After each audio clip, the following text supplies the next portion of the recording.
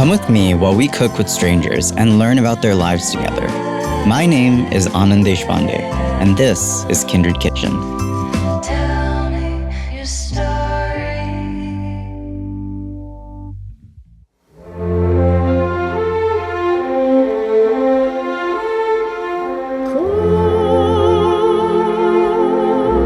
I'm back home in Orlando, meeting our new friend Russell. We're meeting at the Dr. Phillips Center for the Performing Arts home to Opera Orlando, where Russell is the Director of Development.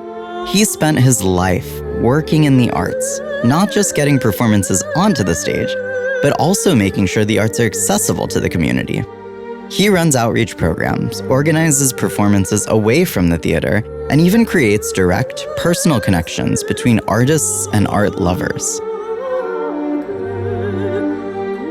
Some people just plain old don't know about opera. Right. So, if you don't know about something, you have no clue as to whether or not you really like it. Right. Yeah. How do you know if you haven't tried? Exactly. So we go out to where we can. We have a lot of outreach. We go into community centers. Yeah. We go into retirement centers. We go into schools all over the place. And, sometimes we find that there are people who are so enamored with what we've brought them that they want more. Yeah. So when I got here, it is my natural condition to want to do dinner parties. Okay. But I know nothing about that personally. I found that, I was developing with Opera Orlando what we call an artist patrons program. Okay. And so what I found was convenient to do and way less expensive than doing it at a restaurant was to have dinner parties and invite the artist and the artist sponsor, who is our donor. So, I've been doing dinner parties for the opera, but not as part of the opera's budget or anything, just something I do to help further our ability to sort of attract people to our artist patrons. I love that. Because you get a dinner party around, my dining room table with the artist. Yeah, exactly. And get to really know the artist. Yeah. And so that's been very fun, actually. Very cool. And I think people like it. Great, perfect. Let's go. Russell is well known for putting together fabulous dinner parties that bring together patrons and artists to help build up the local arts community. And one of the stars of these dinner parties is Russell's famous gazpacho, which he's invited us to prepare with him in his home today. It seems like it's a common trait across generations that queer folks find themselves building communities, growing the arts, and creating spaces for self-expression. I'm getting the pleasure of hanging with somebody who's experienced more of the world and seen more changes in it than I have. And I want to learn from him why this seems to be an unchanging characteristic among LGBT people. More than half of the people I know who really like to host and are really good hosts are my queer friends, usually gay men. And it just feels like something that's in our blood. It's something that we just love to do. I think that might be actually true. Yeah? Yeah. I don't know what it is. I mean, of course there's a genetic trait. Maybe there's a biology component to it. I mean, there's plenty of stereotypes around gay men have good taste and they like good things, nice things, but I don't know where the hosting necessarily comes from though, I've always found it really interesting how queer people occupy this space of hosting and of cultivating community. It seems to be, and I see that even within a family too. It always seems to be, not always, many times seems to be the queer son who tends to be the really good uncle, or in your case and my case, the gay son that shows up as parents are aging. Right. And that kind of community building seems to be just part of the nature. Well, you're younger than I am, but when I was very young, the gay community did that as just a way of socializing. I mean, it was different back then, and dinner parties in private homes happened with frequency. And they don't happen so much anymore because, more and more people, I mean, when you go out to restaurants, you see groups of gay men all the time out at restaurants. Yeah. But that didn't happen quite as much back in the days when I was younger. Yeah. And so it's, I think that helped build community back then, no question. yeah. And it probably still is. Yeah. But I don't know if as many people are doing it today as they used to. It's because people have freedom to gather now. Yeah. A little bit more than they used to. I think that's very true. And it probably, I mean, back in the day, a lot more people weren't accepted by their families, and so family was something you cultivated, something you chose. Right. Right? And so I suspect that this was probably a big part of it. No, you're probably right. Maybe there's a part of it that was encouraged by the fact that people needed to cultivate family. So it wasn't a dinner party as much as it was Sunday night supper. Right. To some degree. Yeah. That's interesting. That it's maybe it's ingrained, but maybe it's the culture that evolved out of need. Probably 50-50. 50-50. I still think there's dinner party genes. I believe that. Because it happens independently, even before you know you're gay sometimes. It's true. You work so much with culture, Yes. and you perpetuate it through the opera, through the ballet. What actually is culture to you? Well, to me, I look at culture as an outward expression of, mankind and mankind's ability to express, in many cases, the deepest, most personal feelings that, somebody can express. Yeah. You hear it in music. Yeah. You hear it in, opera, certainly. And you hear it, and you see it in ballet. Yeah. I mean, you see it on the stage. Look at Shakespeare. I mean, there's all sorts of cultural activities that over the years have been, made mankind manifest to a broader audience. Yeah.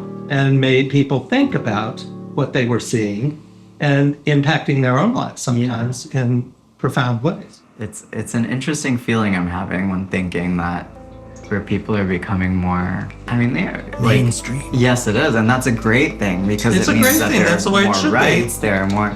Yeah, but it's an interesting thing because I also think of one of the privileges, one of the cool things about being queer is that you do think about things differently, that you do challenge society to some degree, and so because of that, you don't have to think about things the same way everyone else thinks about them because there's no heuristic for you. There's no set path. The gay culture that was developed in the 60s, 70s, 80s, that was so prevalent in gay communities, segregated great gay communities. Yeah, the gayborhood. And those are less and less and less and less. Yeah. But I also feel like, the gayborhood and the way that segregation, even though it comes from a place of pain and suffering, it also created this kind of community. When I lived in San Francisco, it was kind of nice to walk around the Castro and you would know people. Yeah. You don't get that in the US, No. especially in cities that much anymore. Not anymore. No. What? We weren't diving into that batch Why not? because that batch is for tomorrow. It needs to sit for 24 hours. Did you just bring me here to do work? Yeah. No, I made some yesterday Oh, okay. that we will have. Okay. Okay? All Is right. that all right with you? That's fine with me. Because, Anand, What did I do? there's a stem. Oh no. Oh, Thank you. you may eat it. It's very good. Yes. But doesn't it look good? This looks amazing. Smell it. It's like I'm not a big fan of tortilla chips, but I eat them because I get to eat salsa. Yes. This is They are a me getting conveyor, to a eat conveyor of salsa salsa. for a meal, Right. and that makes me happy.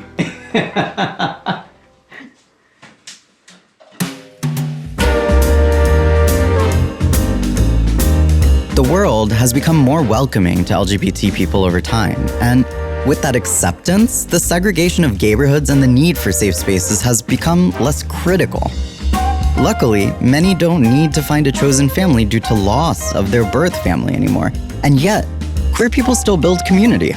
LGBT people are still so often seeking opportunities to create and strengthen the community around them, even beyond LGBT rights and the needs of the queer community.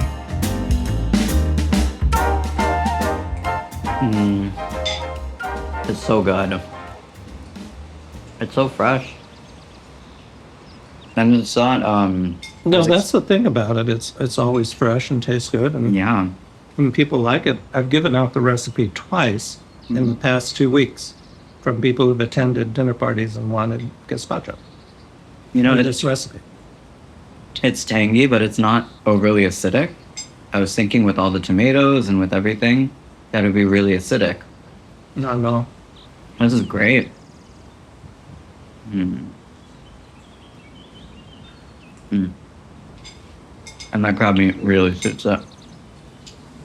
More gazpacho should have crab meat. I agree. 100%. That's perfect. Oh, I think there's a good gay community, from what I can tell. I know there are a lot of good causes and organizations. Yeah, I think that's really terrific. yeah. And it's just moved into more socially challenging support than it used to be, Yeah, which is good. yeah. I think it's great. Why do you think that queer people are so attracted to the arts and to helping spread culture? Because that's something almost across the board, across the world that we see. I think that always looking for a way to, express themselves in a way in which there's acceptance. A lot of people in the performing arts, are gay. And so they attract others who would either want to emulate that or use the arts as a vehicle for their own self-expression. Yeah, I understand Did that make sense? That did, absolutely. You find the ways that you can express in ways that And the people arts want to is, I listen. think, accepting and more readily able to provide a place. Yeah, that's really interesting. It's almost that there's a community already for you, and so you join that community and you build it. I think you could say that. Yeah. Queer folks have always had this beautiful knack for seeing the world from the edges, learning how to read a room, how to notice threats and opportunities others may not need to, and how to find safe ways to express the many parts of themselves. So it's not surprising that queer people have found ways to experience the joy of reveling in who they are through the arts, inherited traditions, and culture. And they create communities to support that expression. Queer people don't just build community because they need it. They don't just create art because they need to express who they are. They do it because this is how queer people have found joy. And it's human to want to share what brings you joy with the people around you. It is a counterculture, but countercultures aren't born just to go against the norm. Countercultures challenge existing culture to make it stronger in service to today's people. Queer folks, through challenge and care, move culture from the stale habits of old generations into the modern world, giving it life and making it spark joy for folks today. Hey friends, Anand here. Thanks so much for joining Russell and I in the Kindred Kitchen today. We really appreciate your support through a like, share, subscribe, and if you want to follow along for more content, please hit that bell icon so you'll be notified when we have our next episode next week. And check out our links below if you want a sneak preview through our social media on content to come. And remember, until next time, don't forget to share your food and your stories too.